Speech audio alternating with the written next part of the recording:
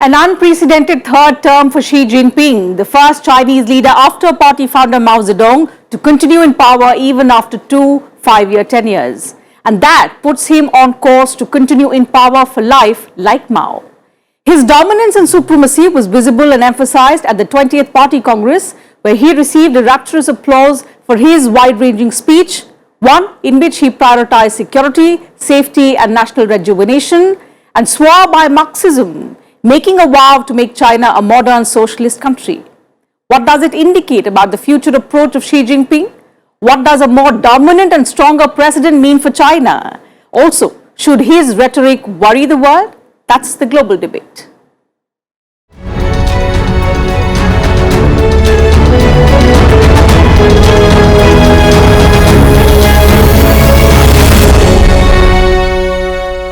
Hello and welcome to the program. I'm Teena. A brilliant panel of distinguished experts is joining us today from different parts of the world. Pleased to welcome Mr. Yukong Huang. He's a senior fellow, Carnegie Asia Program, Carnegie Endowment in Washington, D.C. Dr. Liu Roja, Associate Professor, International Studies, Flame University, Pune, Maharashtra. Professor Madhav Nalapat, he is a UNESCO Peace Chair, Department of Geopolitics and International Relations, Manipal Academy of Higher Education. And Professor Robert S. Ross, he joins us from Boston College and Associate. Thank you, gentlemen, for joining us on the program today to discuss the rise of Xi Jinping, what it means for China and the world. Professor Ross, you've been writing quite frequently on this subject in recent weeks, so let me begin the program today with you. Before we get into the future of what it means, let's go back a little into history and try and understand how Xi Jinping emerged from being a little-known personality a decade ago to today becoming the 21st century Mao. Well, yes, we see with Xi Jinping a strong leader who, as you suggest, is the strongest Chinese leader since Mao Zedong. And every time we think that Xi Jinping may be facing a challenge, in reality, he never does, and he just keeps getting stronger. And of course, as you suggested today, he's about to assume his third term in office, unprecedented since Chairman Mao, and he seems stronger than ever. He did this by not relying on his predecessors to put him into power, but by building his own power base. And in so doing, he also eliminated any other challenges that might exist from either the provinces or at the center.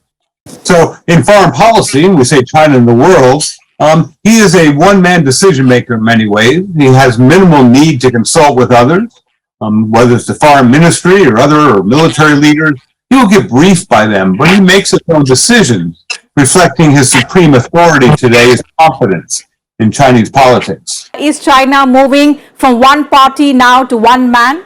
That would be rather strong. The provinces still matter, and policy making at the provincial level, the county level, there's still a considerable degree of autonomy in how policy is carried out. But I think we would be mistaken to say this is a one-man dictatorship.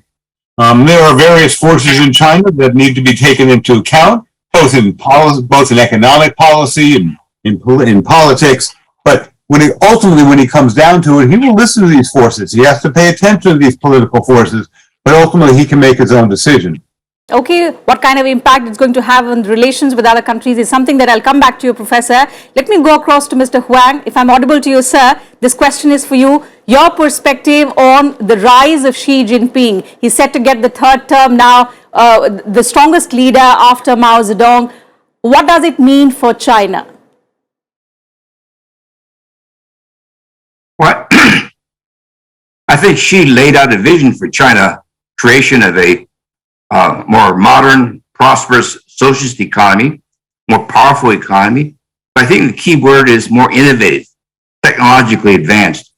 So if you look at his report to the 20th Party Congress, it's a continuation of past policies, but there are sort of some subtle differences. The concept of security in its many aspects shows up much more than in the past. What do we mean by security? Political security in terms of dealing with the West, particularly the United States. Technological security in terms of building self-sufficiency in the internal economy. Health security, zero COVID policies. Food security, these are becoming dominant themes. But the key issue for him to realize his objectives is whether he can keep China growing at a fairly reasonable, rapid pace. If you look 2 years ago, in 2020, during the pandemic, China was the only major economy that recorded positive growth of 2%. Last year it grew by 8.5%. But this year is experiencing a major growth slowdown. The original target was 5.5%, but most people feel that it's likely going to be closer to 3% because the export markets are slowing down, local governments are running out of cash, zero COVID policies are affecting services, and you have a major property problem. So I think a key challenge for Xi Jinping in the coming years is can he get China up to growing, let's say, around 5 or 6% on a sustainable basis? And we don't have many indications from his report to the Party Congress on how he will achieve this. Professor Nalapat, the fact that, there are domestic challenges, but in his address, the Chinese president did refer to security more often than economy. Perhaps security, safety, and national rejuvenation have taken center stage this time. How do you how do you read that? What does it indicate, particularly for countries with which China is engaged in some sort of a border dispute? So him continuing in power, what does that mean for all of these countries? Professor Nalapat. Well, look, I'd like to say that the Communist Party system, the traditional Communist Party system in which Xi Jinping frankly represents, it's very difficult to remove a General Secretary. The General Secretary is basically the fulcrum of the entire system.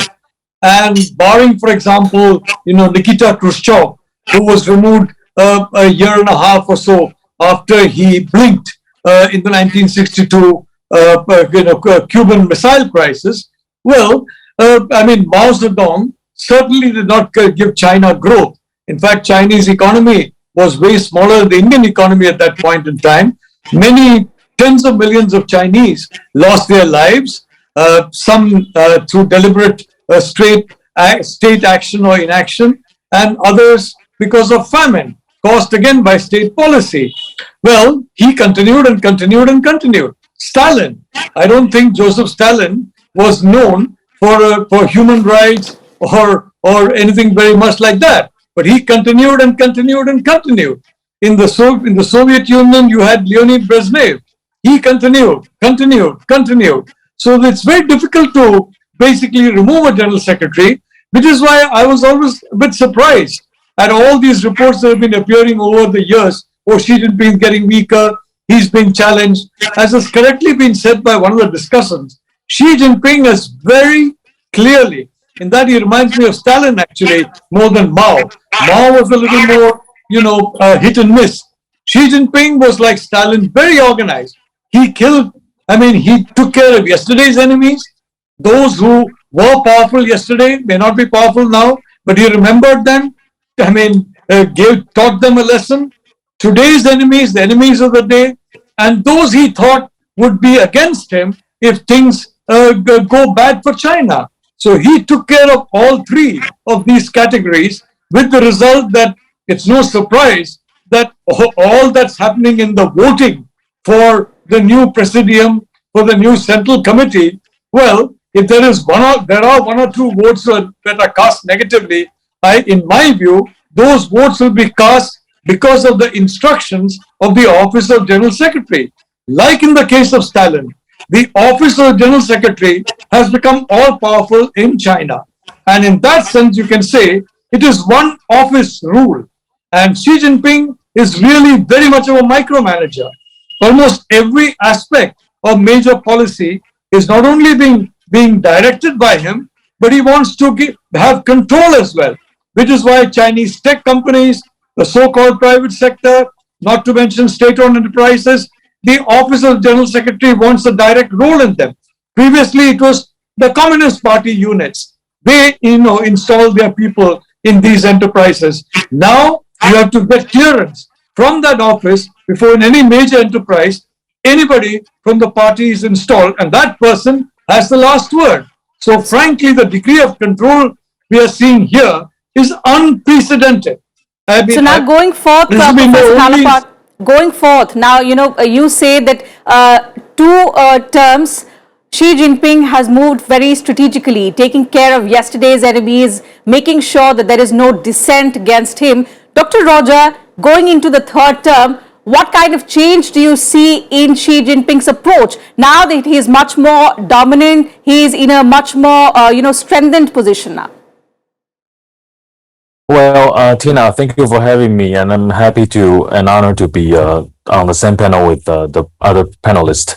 I would like to say that I think there's an interesting indicator that we have to look for the following days that we will see, which is the combination of the PBSC or Politburo's Standing Committee.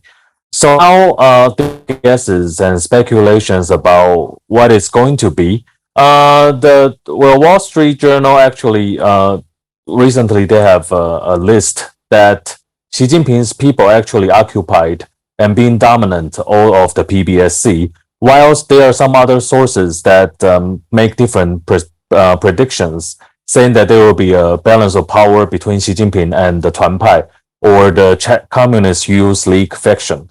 So this is something that we will see, I mean, for the following days to come, that whether Xi Jinping has successfully, at the helms, or he can actually dominate the top echelon of the party, or he had to make some conciliations, or with the other factions within the party.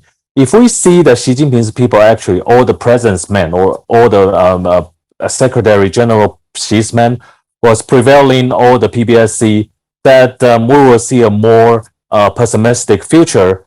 Especially for the neighboring countries around China, and especially for some places like Taiwan or Hong Kong, because that will mean that Xi Jinping has the predominance of power over the party. And if he is going to make a decision to attack Taiwan or to challenge India at the LAC or the line of actual control, that will be easier because he will be doing that without fewer limit of his power. So I think what will happen in the future, generally speaking, the tendency or the general tendency is that Xi Jinping will have more power than his predecessors, just like Professor Ross has rightly indicated that he has been rising up to power by building up his power base for the past few years. So just like I would like to echo what Professor Nalapa has said, that Xi Jinping's power now is unprecedented. After Mao, and he is more structural, he is more methodic, he knows how to make things done, but now he is facing some tests from the inside and from the outside. Domestically, whether the Chinese Communist Party under him can still strengthen the control over the society, that's the first challenge, especially after several days or several months and weeks of the zero COVID dynamic policy. That's the first thing. The second thing, the challenge is from the economic situation. Whether if China cannot keep up the high economic growth rate, what will happen in the next is another challenge for Xi. And the third thing is in the foreign policy, when facing the United States, coming back to East Asia and Indo-Pacific, how will China respond, and how successfully China will respond to that? I think that will be another challenge that Xi Jinping will be facing. But what we can see for now is that we will have a more assertive China to come. Professor Ross, what does a more assertive China mean for the United States? Under his presidency, we've seen massive turbulence in US-China relations. Going forth, now, of course, we are discussing how Xi Jinping is in a much more dominant position. How do you look at the US-China relations going forth from here? I think it's fair to say that the challenge that China presents is simply its growing capabilities in economic and military power. And for the most part, it's been fairly restrained in how it uses that power. It has tried to promote a rather cooperative image to the world, wanting to expand cooperation with European countries, with East Asian countries. And I think most observers would agree that in response to simply the rise of Chinese power, the challenge it poses to American dominance in technology, the international economy, the American dominance in military, the United States has increasingly adopted a containment policy.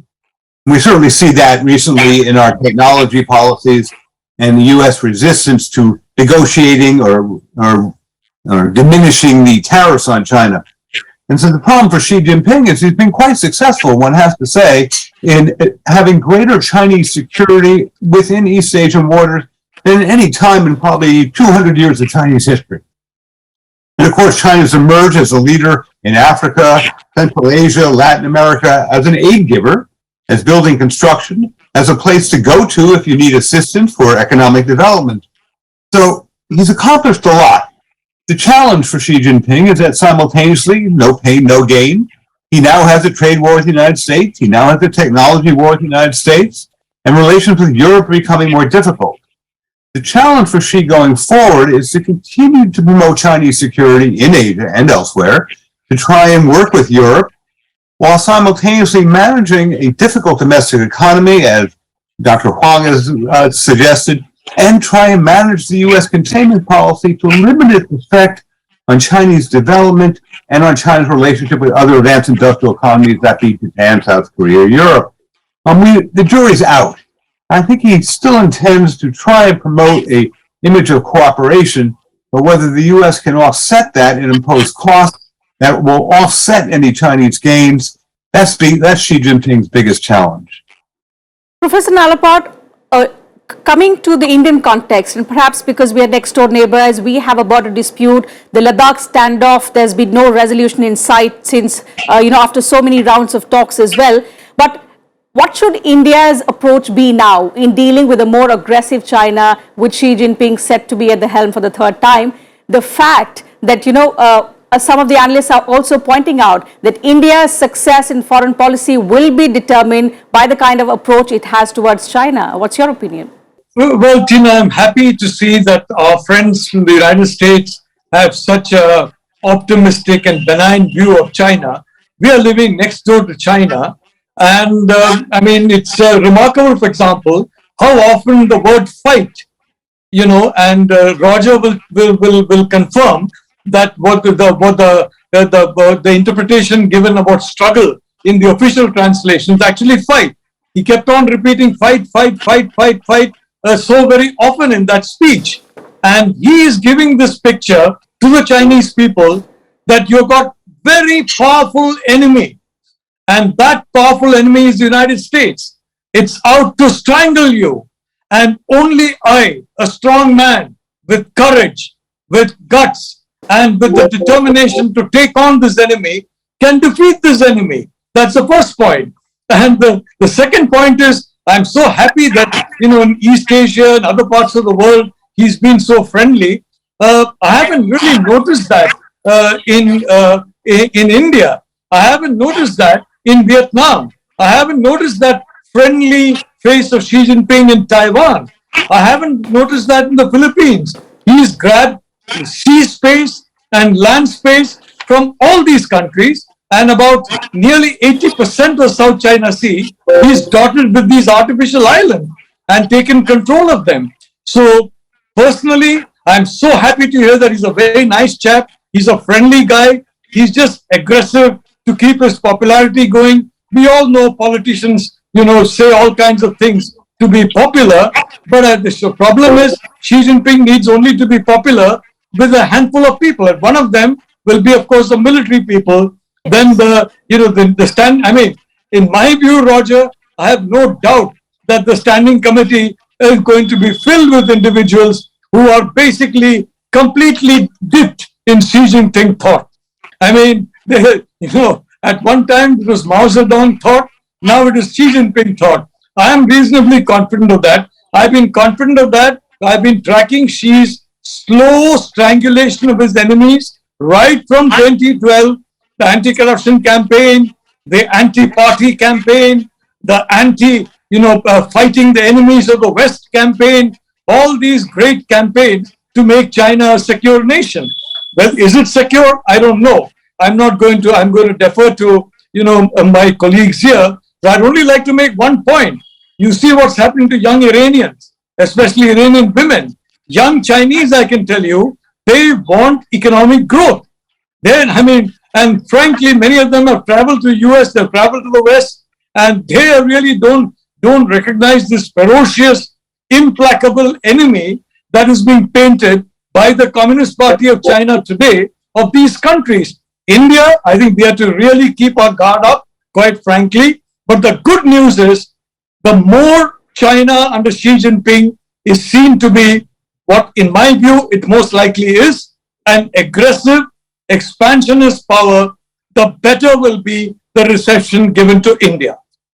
Dr. Rogers, since we are going to see more of an expansionist Xi Jinping, as Professor Nalapat says, how dangerous is it for Taiwan? This is a very tricky issue here because I just returned from Taiwan. Well, there are two different guesses among the policymakers and scholars in Taiwan. One still holds the idea that Xi Jinping is still very passive in the Taiwan issue. He wants to stop Taiwan from going into de facto independence.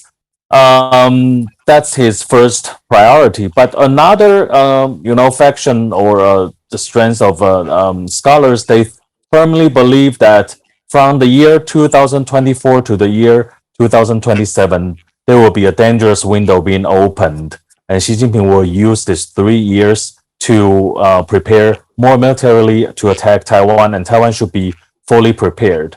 So well, to be honest, I don't know which one stands true because now we are not still there yet. But what can be sure is that the PLA has been preparing themselves militarily to step up the capabilities to conquer Taiwan, or at least to demonstrate a credible military force to force Taiwan to accept reunification options once it is necessary, that Xi Jinping, if he gives the order. So Absolutely. I think for the following years to come, we will see a more tense situation being raised up, and the relationship between China and the United States will be worsened. This is something that we can be sure. Okay, so while this is something that you predict, let me go across to Mr. Huang and talk about the domestic challenges as well, because on the foreign policy there might be a different approach, but on the domestic front, the kind of economic challenge that Xi Jinping is yet to see. Although one thing, Mr. Huang, that we see in Xi Jinping's case is that he is quite persistent with the policies despite opposition. Well, Xi has a vision of China, what I call a more prosperous, innovative, technologically self-sufficient economy.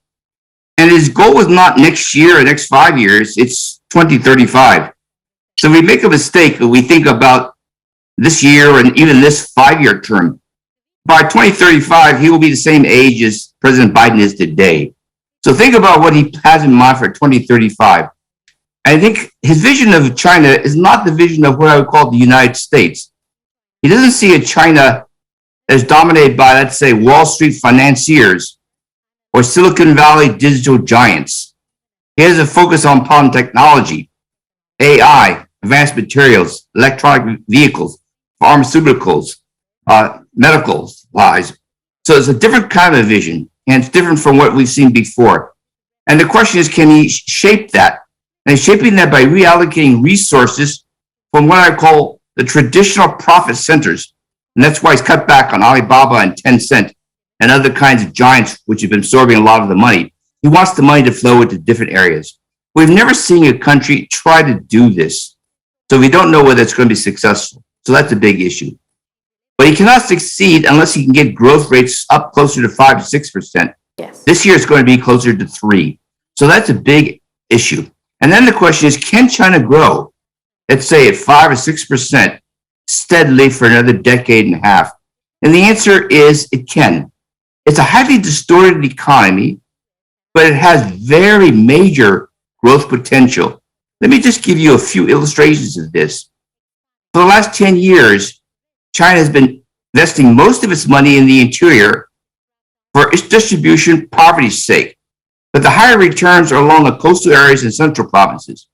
So if China spread its public investment more evenly, growth would probably increase by 1 full percentage point.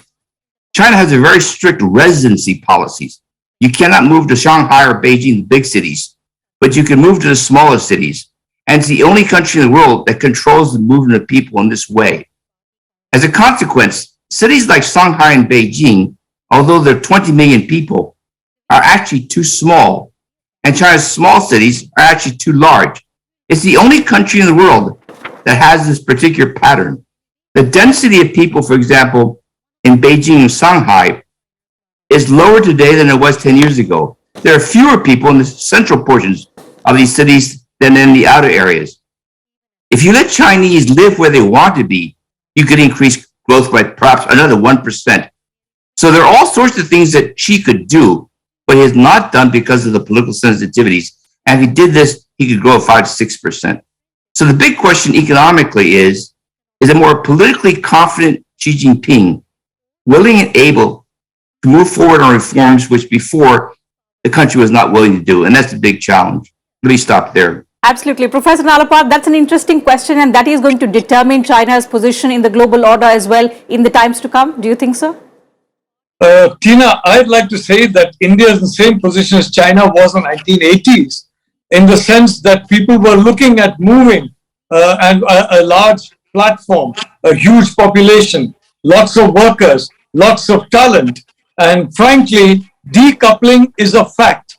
I'm sure that our friends here know that so far as AI is concerned, technology is concerned, it is not only just dual use, but in the case of China, mainly military use.